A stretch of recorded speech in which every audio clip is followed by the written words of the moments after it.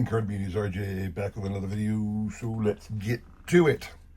Today's random baseball item of the, today's random Mike Schmidt item of the day from 2005 Donruss Elite. The face-to-face card featuring Mike on the same card with Mr. Tom Seaver, pictured of the Reds, both with a bat relic in it. This is the red parallel number to 150.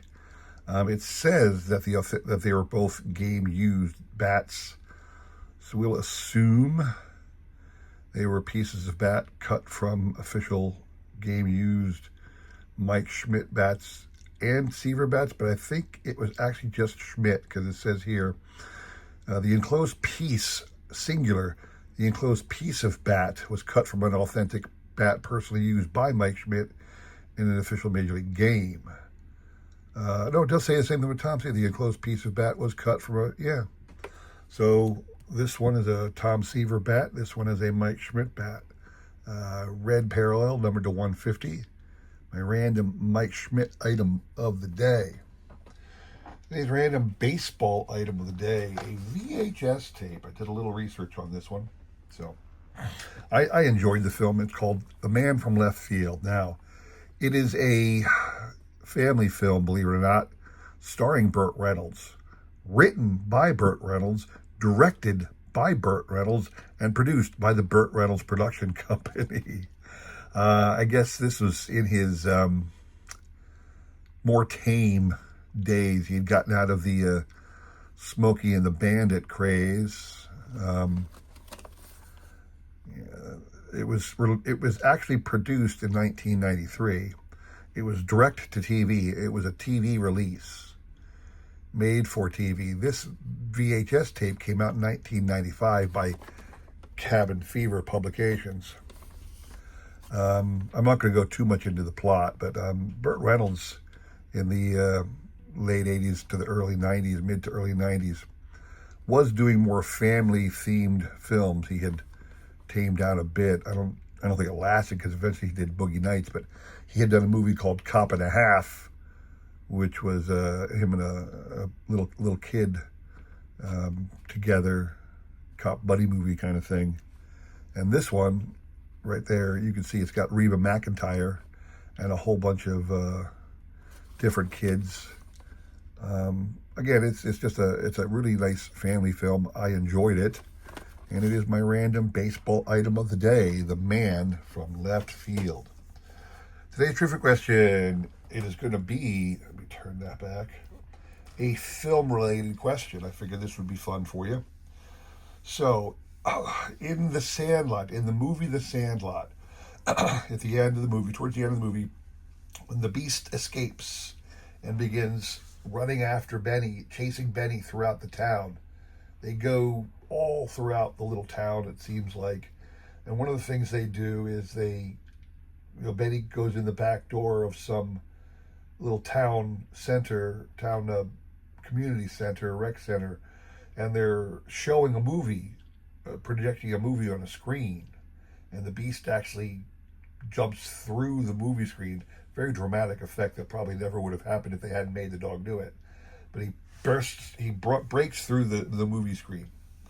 And in truth, the entire time the chase scene is going, they were jumping back and forth from showing clips from that movie and the audience watching it to the chase, probably just building up to the point where you would break through the screen. But my question to you is, name the movie that was being projected on the screen that the Beast broke through. What was the name of the movie?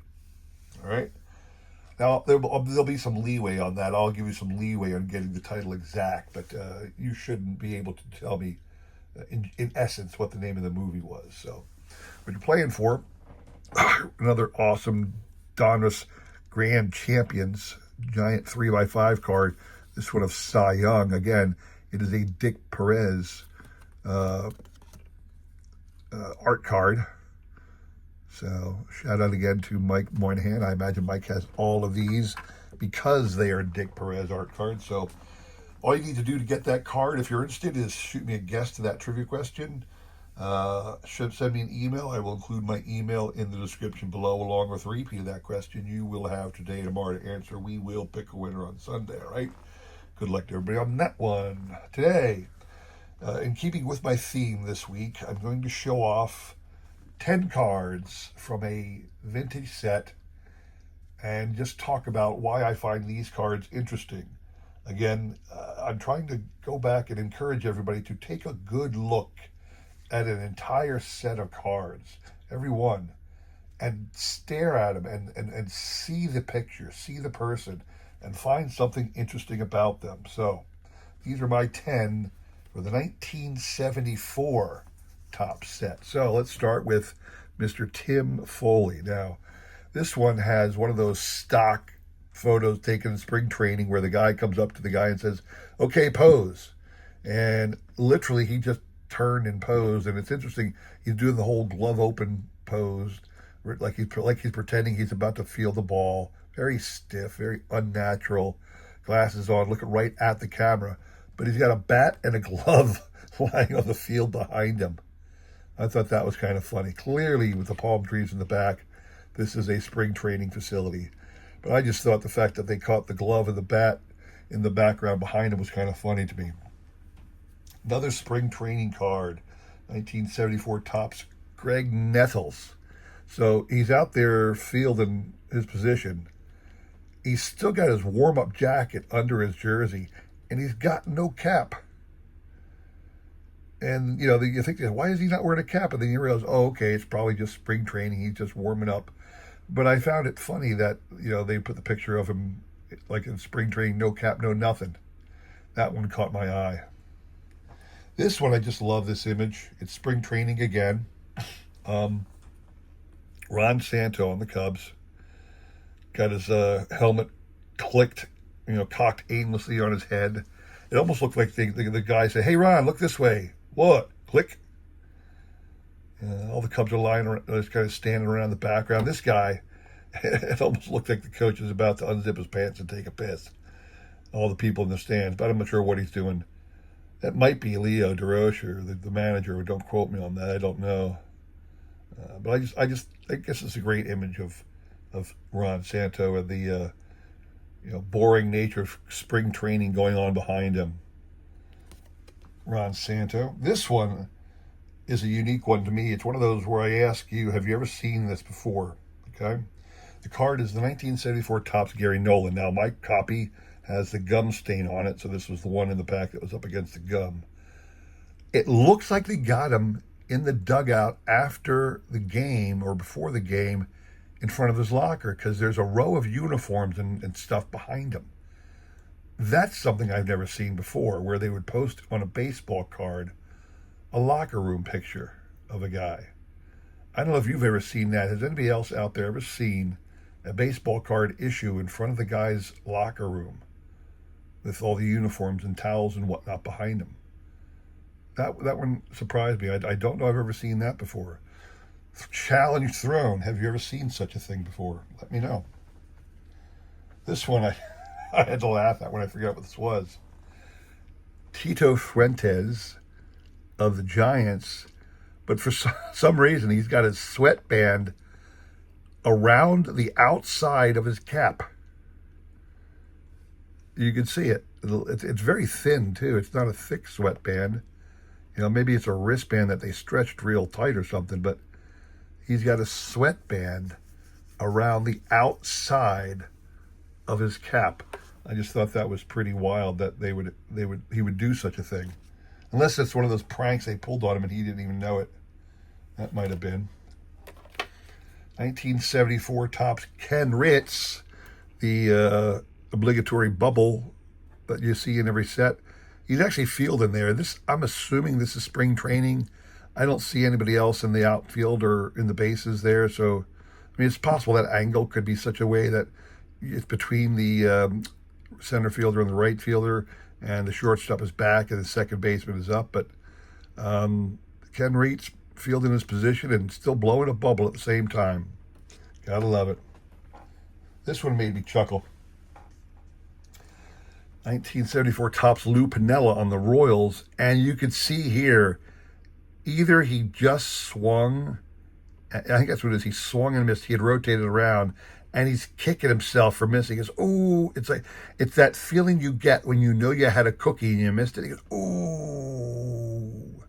I can just hear him doing that. Oh, he's like he let his team down, or he screwed up, and he knew he had it, and he just flat out missed it. I love that look on Lou's face.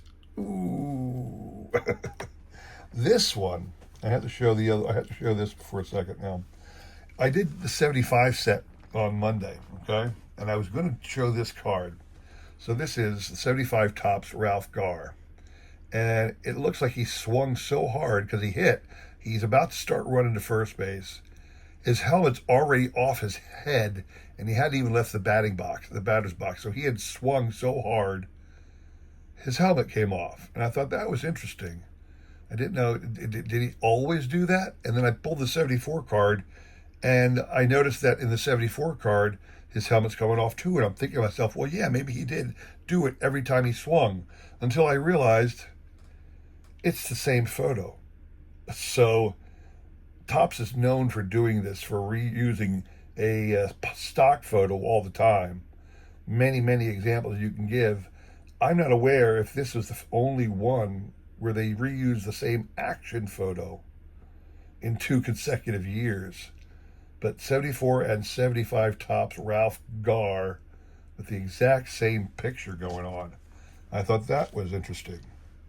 And then lastly, my other interesting Topps card from 1974, Rusty Staub. I'm looking at this picture, and you can see, I'm guessing he's in the batter's box because he's really close to the dugout. But what I see is a man at the plate who just took a strike call, put his bat down, and is looking back at the umpire and say, WTF, are you serious? You're going to call that a strike? Or are you serious? That's what you're going to tell me? It's just that look of disdain on Rusty's face as he's looking over at somebody or something, and he's just got that "Are you serious?" look on his face.